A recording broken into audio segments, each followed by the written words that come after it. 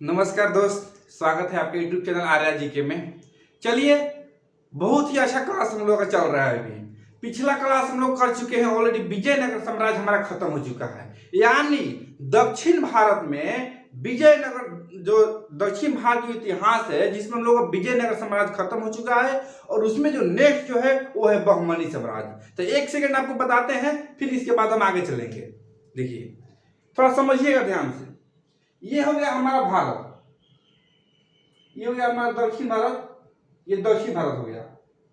यहां से जो एक नदी निकलती है, ये जो नदी निकलती है कृष्णा नदी बोलते हैं। कौन? कृष्णा नदी। कृष्णा नदी के जो ऊपर के जो क्षेत्र है ये हो गया बहमनी, बहमनी। और नीचे वाला हो गया विजयनगर, विजयनगर। तो नीचे वाला जो विजयनगर है इसको हम लोग पढ़ के खत्म कर चुके हैं।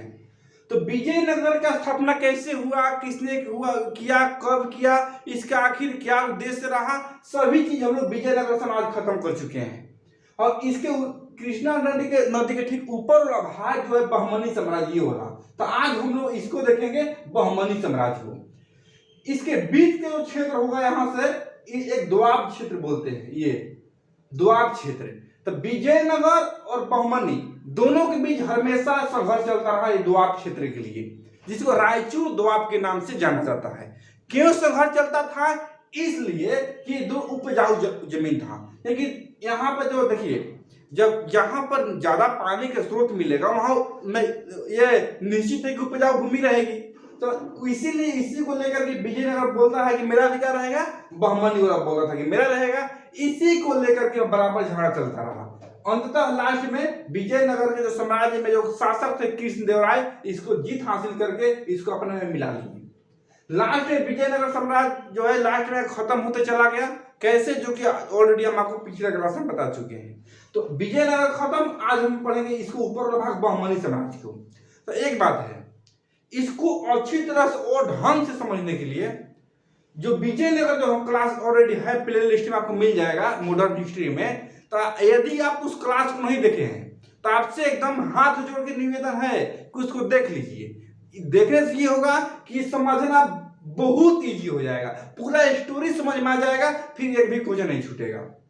यदि तो नहीं देखते हैं फिर भी समझ में आएगा, समझाने की गारंटी पूरी मेरी है। लेकिन नहीं कि आधा से समझ में आएगा, तो भाई पढ़ना है ना, एग्जाम क्वालिफाई करना है ना, तो आधा क्यों देखेंगे, हम पूरा देखेंगे। तो पूरा देखिए, विजयनगर साम्राज्य जाकर देख लिए, फिर इसको देखिएगा तो और मजा आएगा। वैसे भी तो समझाने की पूरी गारंटी मेरी है, वैसे भी बिल्कुल समझ में आएगा। तो चलिए चलते हैं बहमनी साम्राज्य की तरफ। सबसे पहले जानते हैं कि बहमनी साम्राज्य इसका स्थापना किसने किया। क्योंकि कोई भी वंश होता है तो सबसे पहले उसका स्थापना की बात किया जाता है। तो दोस्त, बहमनी साम्राज्य के संस्थापक, इसका जो श्रेय जाता है वो करते हैं जफर खां। जफर खां बहुत कम आपको नाम मिलेगा, इनका मूल नाम था जफर खां, लेकिन इसे हसन गंगू के नाम से जाना जाता है। तो दोनों याद रखिए, एग्जाम में दोनों पूछता है, अक्सर बराबर हसन गंगू ही ऑप्शन में रहता है कि बहमनी साम्राज्य की स्थापना किसने किया, तो हसन गंगू, लेकिन इसका मूल नाम जफर खां था। तो दोनों याद रखिए, विजयनगर बहमनी साम्राज्य के संस्थापक जफर खां, जिसे हसन गंगू के नाम से जाना जाता है। क्लियर है? अब देखिए, हसन गंगू ने एक उपाधि धारण किए थे। कौन सा? जिसे अलाउद्दीन बहमन शाह के भी नाम से जाना जाता है। यानी हसन गंगू या जाफर खां को अलाउद्दीन बहमन शाह की उपाधि दिया गया था। अलाउद्दीन बहमन शाह के नाम से जाने जाते हैं। तो तीनों इनका नाम याद रखिएगा, और तीनों इंपॉर्टेंट है। मेन है हसन गंगू। तो बहमनी साम्राज्य संस्थापक हसन गंगू या जाफर खां, दोनों से मैं उपाधि अलाउद्दीन बहमन शाह की इसने उपाधि धारण किए थे। क्लियर? अब देखिए, स्थापना तो हो गया, बहमनी साम्राज्य के लिए स्थापना करा दी, किसने किया। तो भाई जब स्थापना होगा तो ये निश्चित सी बात है कि अपना राजधानी कहीं तो कहीं राजधानी बनाए गए, बिना राजधानी के तो पॉसिबल है नहीं। तो ये जो अपना राजधानी बनाए थे वो राजधानी थे गुलबर्गा को। यानी हसन गंगू जब स्थापना की बहमनी साम्राज्य को, तो अपना राजधानी गुलबर्गा को बनाए, गुलबर्गा। क्लियर है? अब देखिए, जब स्थापना हुआ था, जब बहमनी साम्राज्य चल रही थी, उस टाइम के जो मुद्रा की बात किया जाए कि कौन सी मुद्रा वहां पर चढ़ती थी, तो मुद्रा की बात करें तो मुद्रा थी हुड़। हुड़ यानी मुद्रा उस समय हुड़ थी, याद रखिएगा। तो क्वेश्चन आएगा कि बहमनी साम्राज्य की मुद्रा क्या थी, तो हुड़।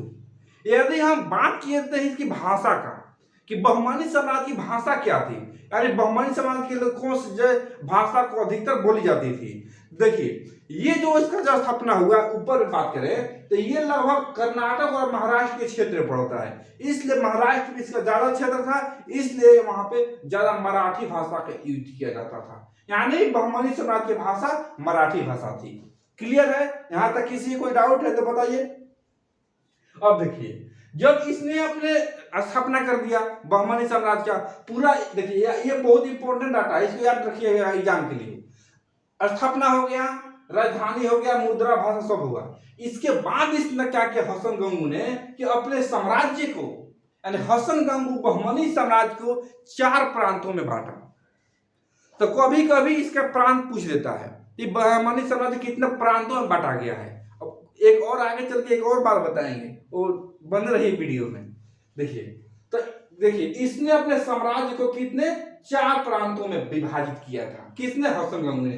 कौन सा 4 प्रांत था भाई, तो इसको याद रखिएगा। देखिए गुलबर्गा, दौलताबाद, बरार एवं बीदर, ये 4 प्रांतों में अपने जो साम्राज्य को विभाजित किया था कौन? हसन गंगू ने। तो याद करना बहुत इजी है। क्या है? तो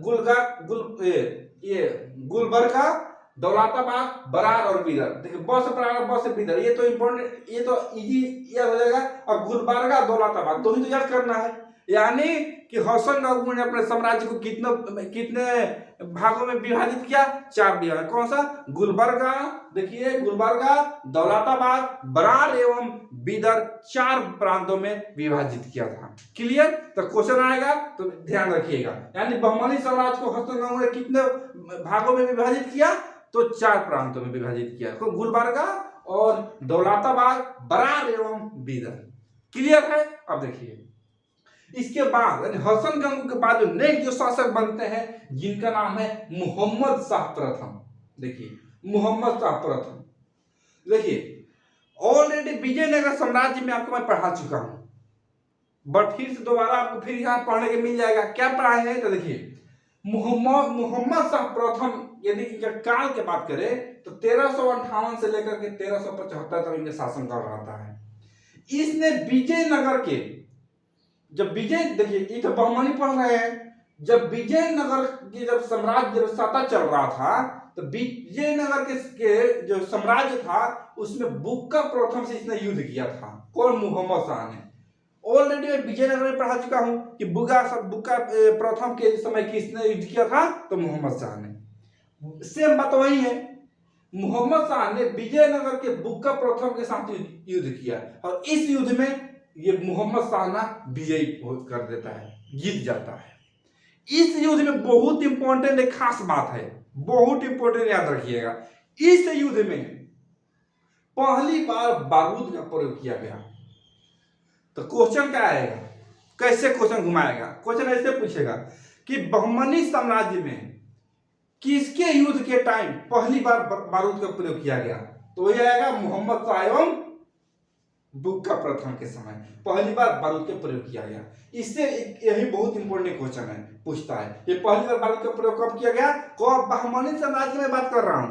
अब मुगल वाला मत लाइएगा कि बाबर, वो तो अलग बात है, पहले बहमनी साम्राज्य देख लीजिए, वो मुगल वंश में पढ़ेंगे हम लोग। क्लियर है? अब देखिए मोहम्मद शाह के बाद जो अगला जो नेक्स्ट जो शासक निकल करके आते हैं वो आते हैं तजाउद्दीन फिरोज शाह। ये भी भाई गजब के शासक था। तजाउद्दीन फिरोज शाह जो थे ना, फिरोज शाह, इसने भी विजयनगर सम्राट के साथ युद्ध किए थे देवराय प्रथम के समय, लेकिन ये भी जीत गए थे। देखिए ध्यान दीजिएगा, तजाउद्दीन फिरोज शाह ने देवराय प्रथम के साथ युद्ध किया जिसमें फिरोज शाह जीत जाते हैं, यानी इनकी विजयी हो जाती है। तो देवराय प्रथम कौन था? तो यह एक विजयनगर साम्राज्य के शासक था देवराय प्रथम। तो देवराय प्रथम इसमें हार जाता है, यानी फिरोज शाह, तजाउद्दीन फिरोज शाह ने विजय साम्राज्य के देवराय प्रथम के साथ युद्ध किया जिसमें ये फिरोज शाह जीत जाता है। क्लियर है। और जीतने के बाद इसने क्या किया है कि एक नदी निकलती है वहां से, दक्षिण भाग में, यहां से एक नदी निकलती है ऊपर में, कृष्णा नदी के थोड़ा ऊपर में जाइएगा तो एक नदी निकलती है जिसको भीमा नदी के नाम से जाना जाता है, और छोटी सी नदी है। तो इसने भीमा नदी के तट पर खुद अपने नाम से फिरोजाबाद नगर का स्थापना किया। देखिए, इसने भीमा नदी के तट पर फिरोजाबाद नहीं, फिरोजाबाद शहर का स्थापना किया। तो बताइए, फिरोजाबाद शहर का स्थापना किसने किया? तो तजाउद्दीन फिरोज शाह ने। कहां स्थापना किया? तो ये भीमा नदी के तट पर।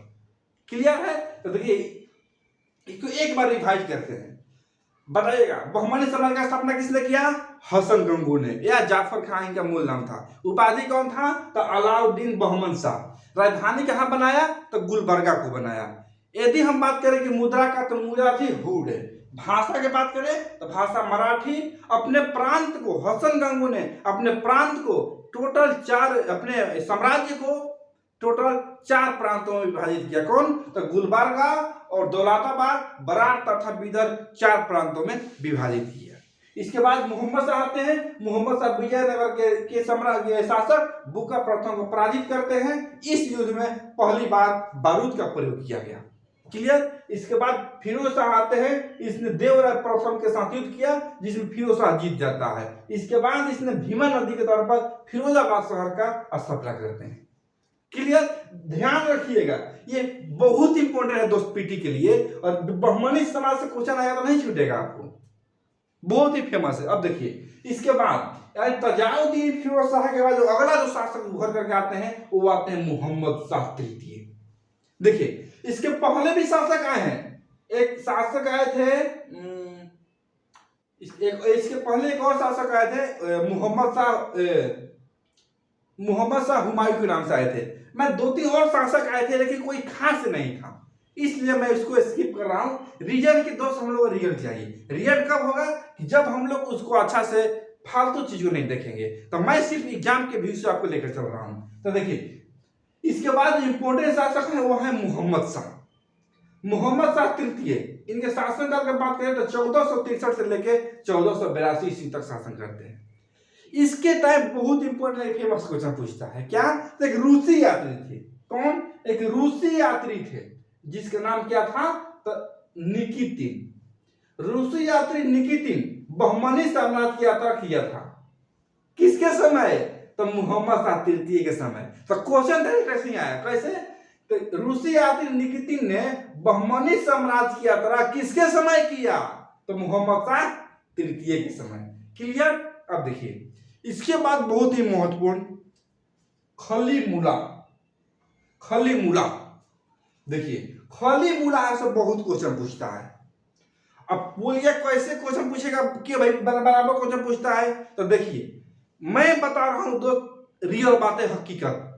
आज तक जितने मैंने एग्जाम दिया, जितने भी तैयारी कराया, कि इतिहास में यदि शासक से क्वेश्चन पूछता है तो 2 ही याद रखना है, एक तो प्रथम, एक तो लास्ट।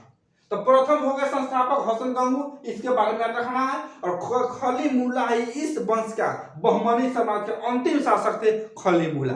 तो अंतिम और लास्ट दोनों को याद करना इंपॉर्टेंट है। एग्जाम में क्वेश्चन यहीं से उठाता है, ये दोनों महत्वपूर्ण होते हैं। देखिए, तो खलीमुला के बाद में पढ़े तो ये सबसे इंपॉर्टेंट बात कि यह बहमनी साम्राज्य का अंतिम शासक थे। देखिए, तो क्वेश्चन पूछेगा कि बहमनी साम्राज्य का अंतिम शासक खलीमुला।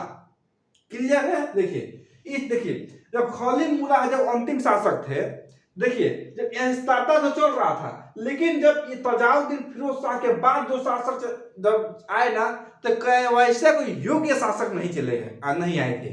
और धीरे धीरे बहमनी साम्राज्य बिखरते हुए चला गया। बिखरते बिखरते छोटा होते होते धीरे धीरे बहमनी साम्राज्य को अंत हो जाती है इसके टाइम में।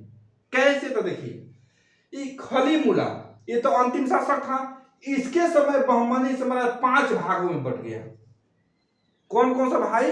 तो बीदर, बीजापुर, बरार, अहमदनगर और गोलकुंडा।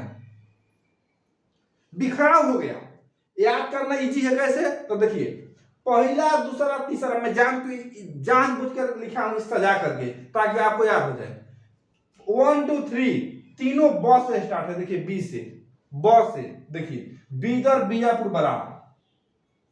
तो याद करें कि कितना इजी है, बीदर, बीजापुर, बरार और लास्ट में अहमदनगर और गोलकुंडा। तो आपको याद हो गया होगा, एक बार आंख बंद खुद बोलिए अपना से, बीदर, बीजापुर, बरार, अहमदनगर, गोलकुंडा। देखिए बीदर, बीजापुर, बरार, अहमदनगर और गोलकुंडा। तो क्वेश्चन आएगा कि खली मुलाह के समय बहमनी सम्राट कितने भागों में बटा, तो 5 भाग में। कौन कौन, तो बीदर, बीजापुर, बरार, अहमदनगर और गोलकुंडा। देखिए ये 5 भागों में विभाजित हुआ और धीरे धीरे यहां से समाप्ति हो गई।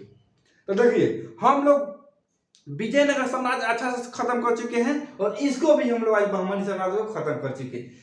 एक बार आपको और याद करने के लिए एक बार और वीडियो को देखिए और मजा आएगा। और आपको अच्छा लगा ना ये क्लास, तो चैनल को सब्सक्राइब करें, दोस्तों में लाइक करें, दोस्तों में शेयर करें, ताकि सभी लोग पढ़ें, सभी लोग अपना मंजिल कर पाए। दोस्त मिलते हैं फिर अगली वीडियो में, जो कि अगली वीडियो हमारा रहेगा भक्ति आंदोलन को लेकर के, क्योंकि भक्ति आंदोलन बहुत इंपॉर्टेंट है। भक्ति आंदोलन में बहुत अच्छी अच्छी चीज पढ़नी है, जैसे कि सगुण भक्ति क्या होती है, निर्गुण भक्ति क्या होती है, द्वैतवाद, अद्वैतवाद, लास्ट में पूरा सूफी संत जो हैं जैसे कबीर, रैदास, मीरा, हर चीज को पढ़नी है, जहां से एग्जाम में कुछ पूछता है। तो अगली बार हम लोग भक्ति आंदोलन को लेकर के आएंगे अगला क्लास में कल, और मिलते हैं कल अगली वीडियो में। तब तक दोस्तों जय हिंद।